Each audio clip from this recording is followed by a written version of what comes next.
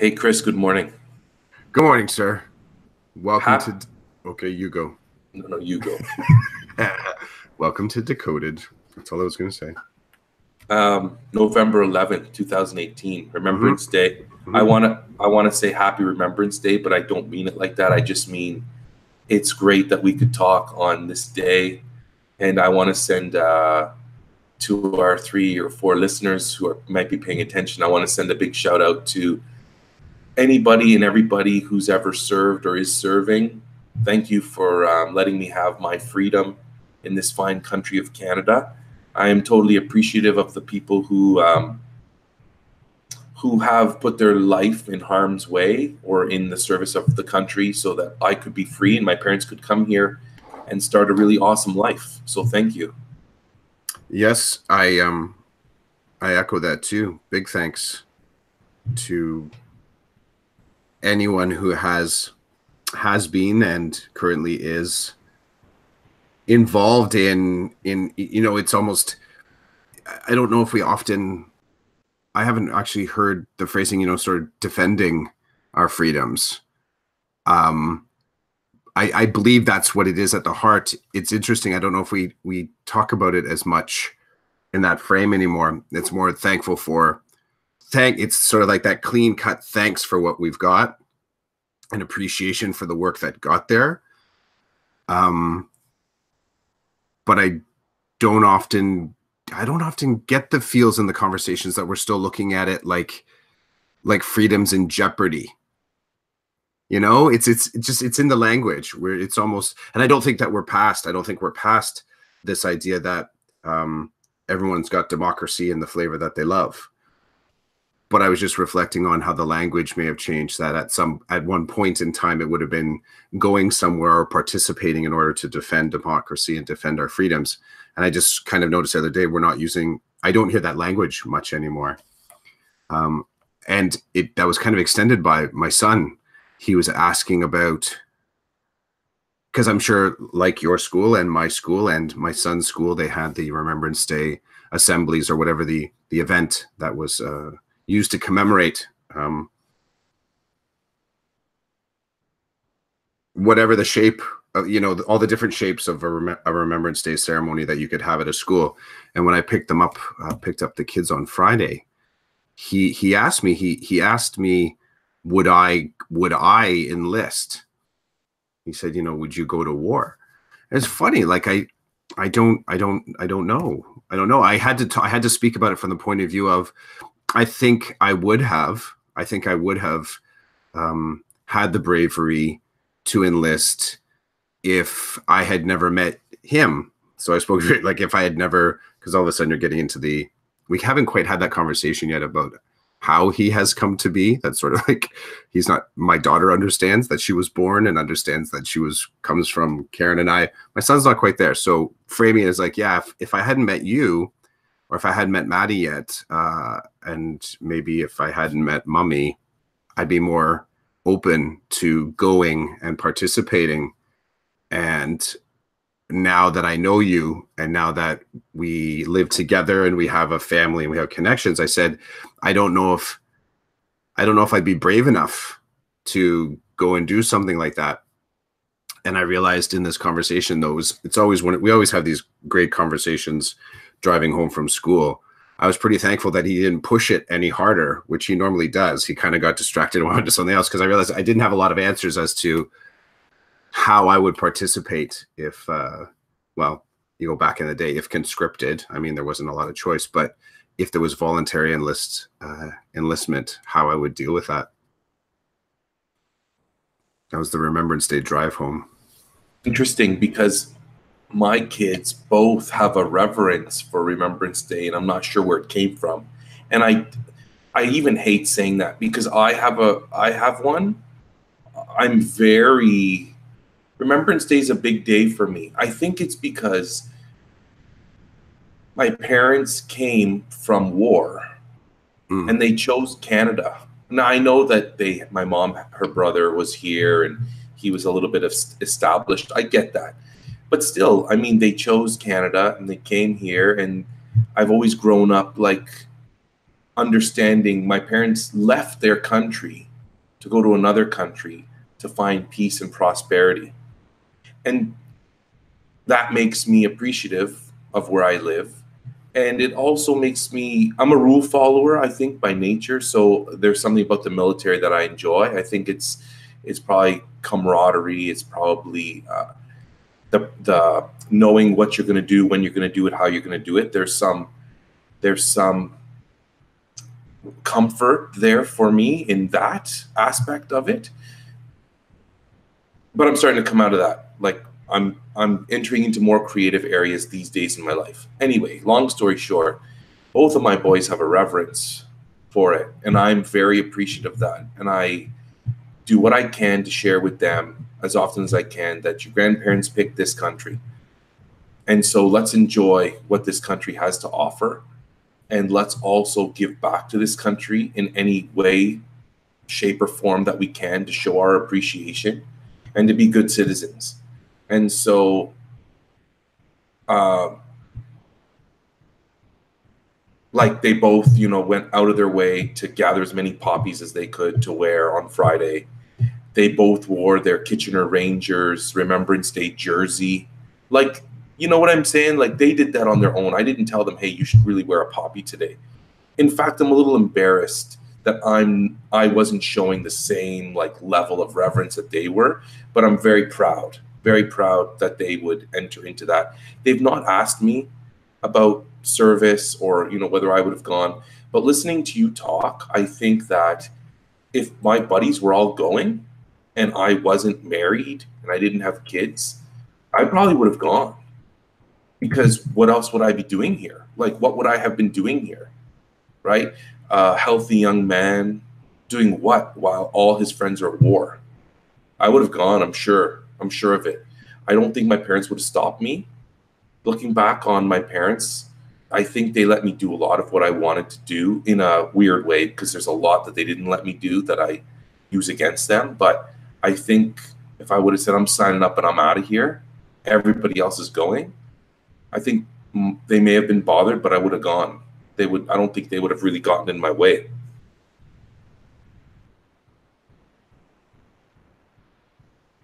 So, did you want to? Yeah, go ahead. Say it's interesting. I don't know how my parents would have. My parents came. My dad. I guess my dad is local. I think second or third gen Irish. My mom was, I guess, first generation Canadian, and was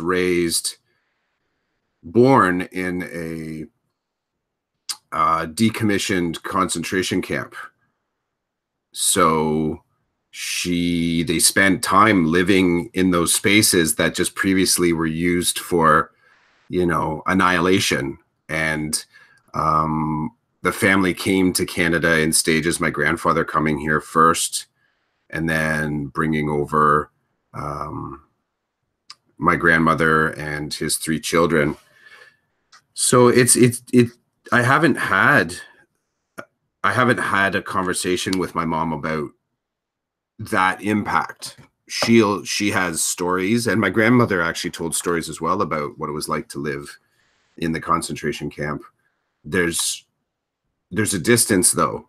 It's a funny thing that happens with some of the remembering that I think happens on Remembrance Day, is that, well, maybe it comes down to what I said in the beginning, that idea that the language now isn't around defending freedom, like it's something that is on the cusp of just falling apart or being taken away. I think there's something to the distance that we in North America tend to have from conflict. We can go to conflict and then come back to safety. And I think that when my grandmother and even my mom, who has memories, when they speak about it, they are fully appreciative of that. They're speaking about these memories from a safe place now. And it would have been entirely different, I'm sure, had those memories been shared closer to the time of transition to Canada. They would have been far fresher, far palpable, you know, like, because the turnaround time could have felt quite drastic. And I think sometimes when you gear shift that fast, you're not even in a new space yet. So being brought to Canada out of a space like that, there's a conversation that, you know, I really should have with my grandmother around what was that like for you to come here, and, you know, playing with the cost and value of freedom, like learning a new language, learning new other cultural mores, just the trauma, sort of dealing with the trauma after the fact, and also the whole frame of raising a family, because now the family was all in one place too, mother, father, 3 children. So yeah, I don't know how it would have been received. You had said that you're a rule follower. I am sometimes. It's funny. I think that when I look at the rigor of being in the military, I would do well with that. The intensity, I think the intensity of the duties would counteract my distractibility, because it's very, my measure of it is specific and directive. You do this thing, you move on. You do this thing, you move on. It's probably where it's funny, at that same point, I was like, yeah, but how would I deal with being told what to do? It's like having the mandatory list of things that have to be done. I get, and I like that someone else might be setting those priorities for me. I get. But then the being told what to do next is where I think my personality, it would create the friction with my personality. So I don't know. I asked my son, I said, are you interested in soldiering? Is this something that, you know, you want to be a part of? And it's always, I mean, the answer that he gave is that he doesn't want to die. He doesn't want to die. He said, as long as I don't have to die. And, you know, we didn't go too deep on it, but I thought to myself, you know, where I wondered is that 2 things happened with that. I wondered about that. I wondered about the reality, how closely death now is a part of being in the armed forces. Again, didn't land anywhere, but I just started to think about that. And there was a 1-2 punch effect on that, because yesterday morning we went to, so where Jake does basketball, in the gym, it looked like it was sort of like a whole school project, but where families had sort of like, in different shapes and sizes, but basically they're like little profile cards for people in their family that have been involved in the military. And I found myself looking for living memories. So there were a lot of, you know, Second World War, First World War, great-great-grandmother, great grandfather. But I was looking and I found ones where currently serving in the armed forces. And I thought that was a good balance. I like that balance, because in answer to my son's question, I also like to believe that being in the armed forces can be a career that doesn't, though it's part of the mandate, but doesn't necessarily end in not coming back to your family. I don't know. Some Remembrance Day reflections.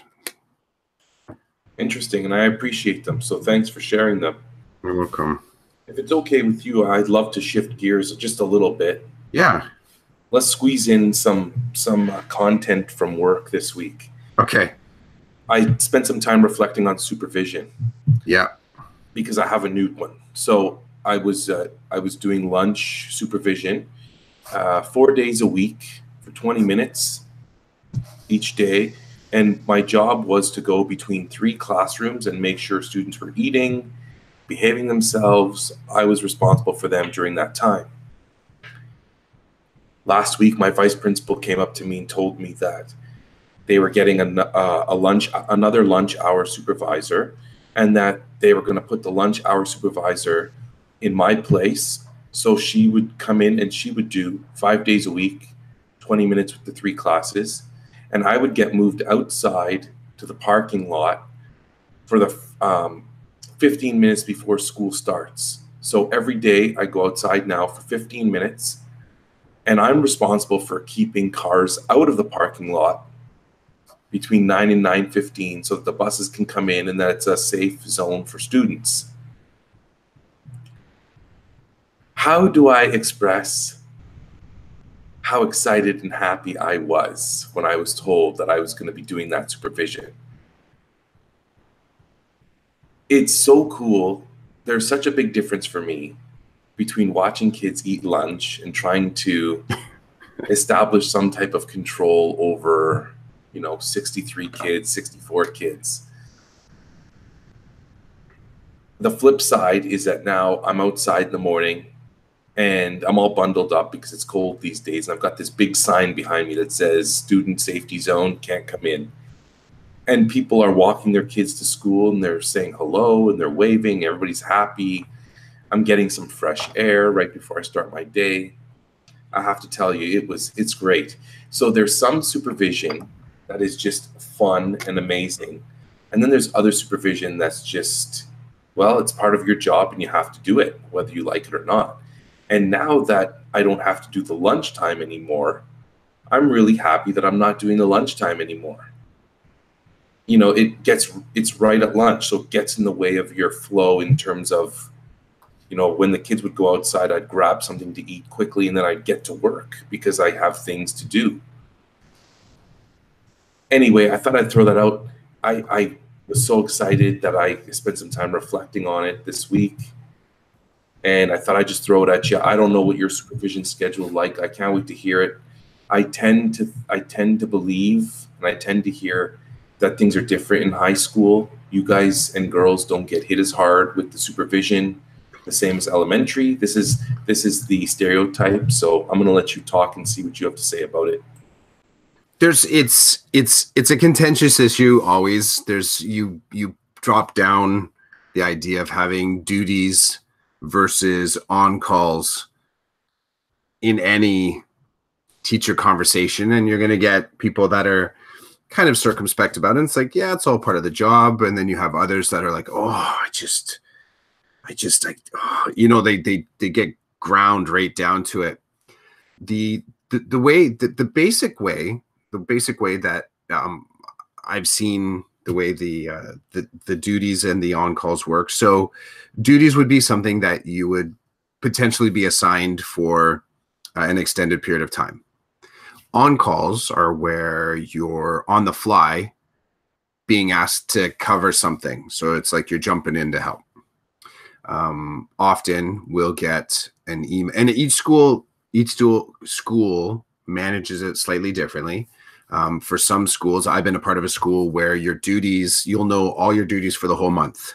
So, in 4 weeks of classes, that in week 3, you've got hall duty. So you're walking the halls with the walkie-talkie, clearing the halls, or getting kids to stand for the announcements, or escorting kids back to class.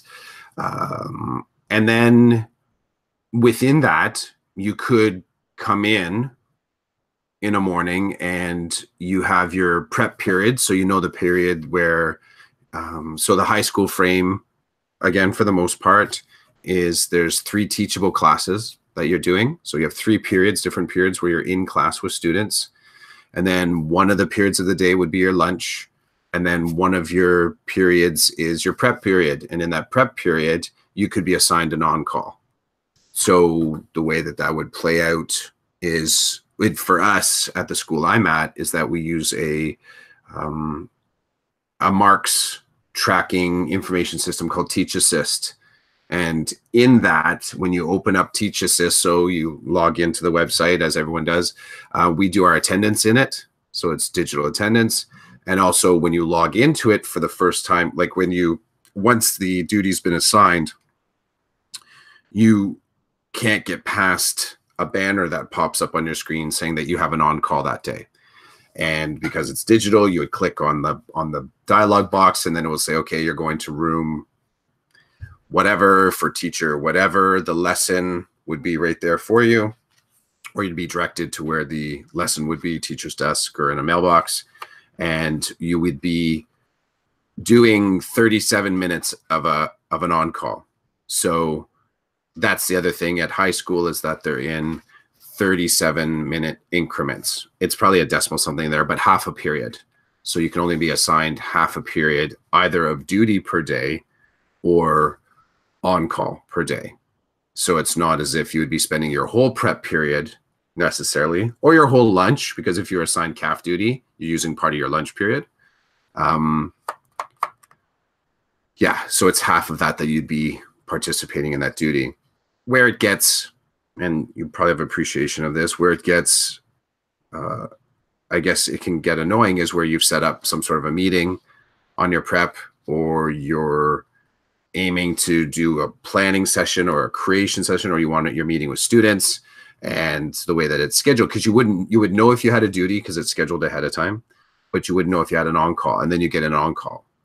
And all of those are tracked, the numbers. Each teacher, depending on their designation, has a different number, total number that they would achieve. So for instance, if you're, I'll just say regular teacher teaching 3 periods a day, you're not a department head, you have no other designations on you, you would have X number of duties that you would have to satisfy in the year. Sorry, don't have to, but that's your max. Then let's say you were a department head. If you're a department head, so at high school, that's the individual that, let's say, leads the English department. And you would have an subject head, technically not department head. So you'd have subject head and assistant subject head. Your number would be less, because there would be some understanding that your duties as a subject head are in addition to your teaching duties. So you would do less. Go one step deeper. If you're someone that's in a co-op department, where potentially you're in and out of the school, and you need deeper consideration as to how you can both fulfill your duties and on-calls and still be out of the school to go visit kids that are potentially at the work site. These are all kind of different modifiers that can be on your thing. And generally speaking, the union is a part of this conversation, because it was my duties when I was branch president to get a report at the end of the month where I would get to see all the assigned duties, and I would see the teachers assigned duties by period, and I would go back to the administrator that was responsible for these things to say, hey, like, look, Roland's getting hit really hard in period 1 prep. Can we back off that a little bit? And, you know, the counter could be, well, he's not at his max yet. I'm like, yeah, but you know what? Like, that advocacy piece, that I know that he's moving into this unit in English or whatever, and he kind of needs his prep period to set up his classroom, or he's having meetings with the students. So I would be going through and just looking to see that people are, as best as possible, getting hit equally. And it can happen where some people don't, because they're involved in field trips, so they're not there on their scheduled day. Sometimes absences and sicknesses can do it. Sometimes it's just the luck of the draw, the way it kind of, other people are already assigned, so you get assigned with another one. And the optics from inside out is that you always take it personally, because it's using your professional time either way. So you start with that assumption that, I found in the conversations, I guess as the branch president, that if someone was bothered, that it was genuine because they're not getting to their work. They can't get to the work because they're happening too frequently or inconsistently, whatever. But there were sometimes where people were getting, I was like, yeah, like, they really are getting too many. I need to sort of look into this to find out why. And that's the thing. Do you want to know what different duties we have? Sure. So cafeteria. So it's, monitoring the cafeteria. We have halls. So you'd be basically walking the halls. Sometimes you're walking the halls, but you're also planted in a certain spot because it may be a known hot spot for individuals. We have bus duty. That's another one. So you'd be there in the morning and you'd be there after school to help coordinate it. Halls, bus, CAF.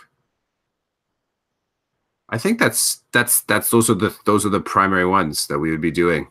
And then you'd have an on-call, which could be, you'd be called into any number of classes. What would you say, in your opinion, is it the most desirable of those duties and the least desirable of those duties? I really do like hall duty. I get my steps in. I like hustling around the halls. I get to sort of see parts of the school that I don't always get to because of the groove you get in, having to go from. So for me, my teaching context is I'm at kind of like the front. If we put the school on a clock dial, I'm for 2 periods at 11 o'clock, and then for one period, my last period of the day, I have to hustle to 5 o'clock, one floor up. So the opposite side of the dial and one floor up. So it's pretty much, I'm beelining there. Like I'm hustling to make it there, coming out of my period three, basically my period 3 to make it to my period 4. I'm hustling. When I get the opportunity to kind of move around the school and see new things, and it's a big school, I like to do that. Least desirable. Oh, there's another duty I really like, but it's really hyper specific. And it's happened to me 3 times in my career. Having bus duty in the last week of school and then getting hit with bus duty and in the first week of school. And there's something really trippy about being there sort of in the last couple of days and seeing the students leave. And then 2 months pass and you're back there again, seeing what they look like and how different things are. And maybe you look a little bit different. Like it's a weird bit of time travel. But I realized I really, really like that. The sort of the waving the goodbye and like, hey, welcome back. I kind of dig that one. Least desirable. I think where one of the ones, it's a kind of more of a general thing. It's the there's courses that I have absolutely no familiarity in. And there's fun. So, and I feel like I can't help the students. Like, you go in, you still go in as a teacher. And even though the instructor whose class you're covering to do an on-call in a classroom, I feel compelled, like I want to try and engage with the students with the content that's been left behind. I want to be able to answer a question. I want to be able to assist them in their decoding and pulling apart the task that's at hand.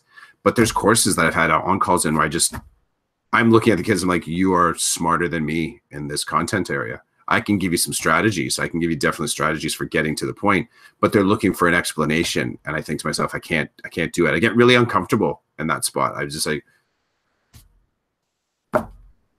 Google it. I don't have any way to help.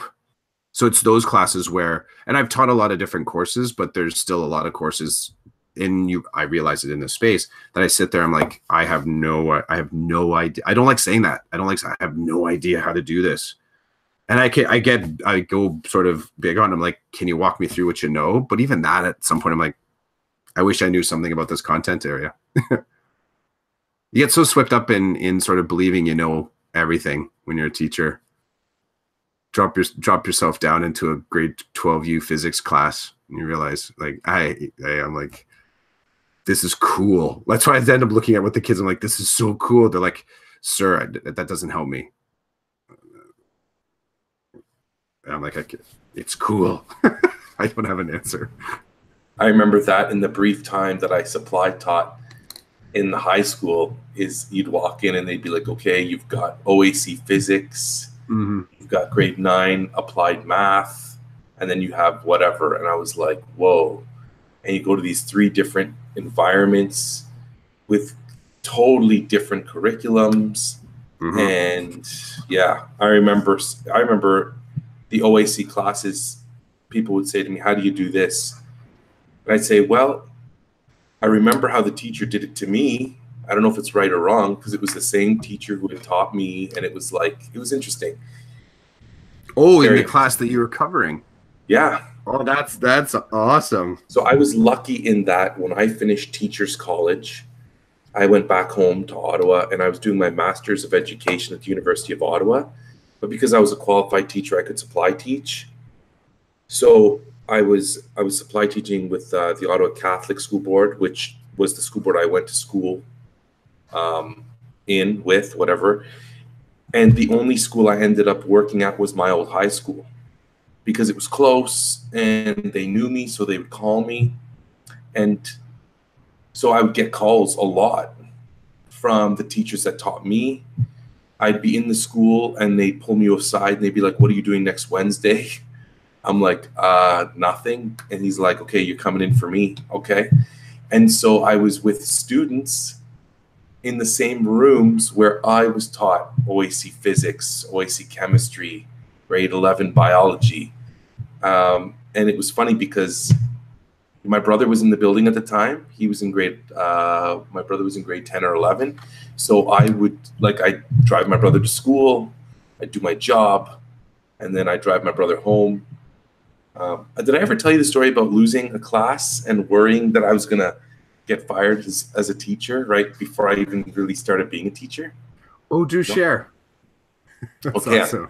I'm dropping it, and then if it's okay with you, we're going to have to shut down after this one. Is that okay? Yeah, absolutely. Okay, so I'm not even a year out of teachers college.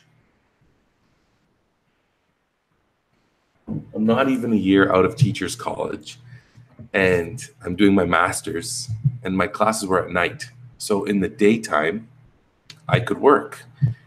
I was supply teaching, and I was, like I told you, I was getting called to my old high school, and I was basically in for teachers that had taught me that I knew.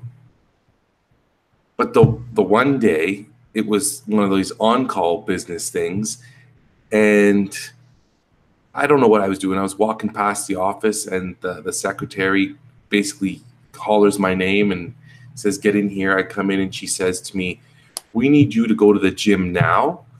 The gym teacher's not here. There's nobody in for him. You're going to go do," I think it was like grade 11 phys ed.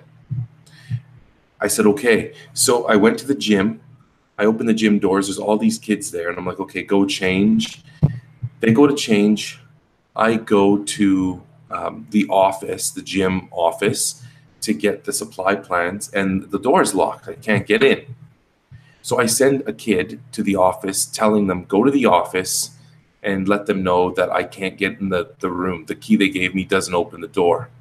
They go, they come back, and they say to me, they won't give us a key. The short answer is they don't trust us. They won't give us a key. You need to go get it. It's okay. The kids change. They're in the gym. And I say to them, you have to wait here. I have to go get the key so I can grab the plans. I'm not sure what we're doing. And it looked like the vice principal, who I didn't know. So there was an administrator I didn't know. She was giving me the stink eye, like, get out of here. I'm setting up for some kind of assembly. You're not supposed to be in the gym. And I'm politely trying to say, I don't have the plans. I don't know where I'm going or what I'm doing. I can't get in the room. She won't let me in the room. So I go to the office. 3-4 minutes later, they give me a key. I come back. Everybody's gone. All the kids are gone. And I'm thinking, this is it. This is it. There's a class loose in the school. I don't have them, so they're not being supervised. Nobody's instructing them. I might as well just leave my College of Teachers certificate in the office on the way out the door. Yeah. But then I remember my brother's in shop class, and if you've ever seen a shop class, it's pretty loose in there. The shop teacher's usually a pretty cool dude or dudette. They come from a different place, so willing to help. Definitely willing to help. So I basically go to shop. I see my brother, and I'm like, dude, I just lost my grade 11 phys ed class. You need to find them now. Like, I don't know where they are, and this is serious. Like, I need to find them. My brother's like, oh, this is pre-cell phone too, right? Oh yeah, pre-cell phone. You got to set that context, because this is the social order is a little bit different. Yeah, like you actually have to go and talk to people face to face. You can't message them on a platform, say, meet me here. It's not happening. My brother says to his teacher, I got to go help my brother. Can I take a couple of kids? Teacher's like, yeah, whatever. Go do what you need to do. Half an hour later, they're back at the gym. And I'm saying to them, where'd you go? Why'd you leave? Well, sir, you were gone for like 3 minutes. It's the 3-minute rule. You didn't come back. We figured that's it. We could just go. I said, no, you can't go. then they say to me, so what are we doing? I said, we're supposed to be playing outside soccer, baseball. So let's go. They're like, we only have this many minutes left. I said, let's go. I can't go to the gym with you. We can't stand in the hallway. So we go outside, we play soccer, baseball for literally like 8 minutes or something ridiculous. We come back in. My brother decides he's not going back to class, so he's hanging out with me outside. And I kept saying to him, you need to go back. You helped me. I appreciate that. He's like, nah, we're not doing anything in shop today anyway. And I'm thinking, what have I gotten myself into? Needless to say, I did not lose my job. And I have to say that this story has lost its luster over the last 18 years. Because when I used to tell it, 15, 16 years ago, it was a better story. It's not as good as it used to be. I think part of it is we're both seasoned, wizened. And there's a part of you drop that story in a group, let's say, of first and second year teachers, and you're hitting some tripwires there for them. We're like, oh my, like that exact same. I have memories of those feelings, but I can't touch the feelings.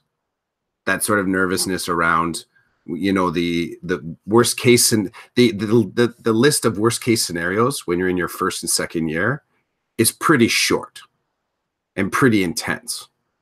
You get into your first decade and you start to realize there's a whole lot of things on that list, and I really can't sort of focus on it on the day to day. So it's just, I think there's a perspective thing.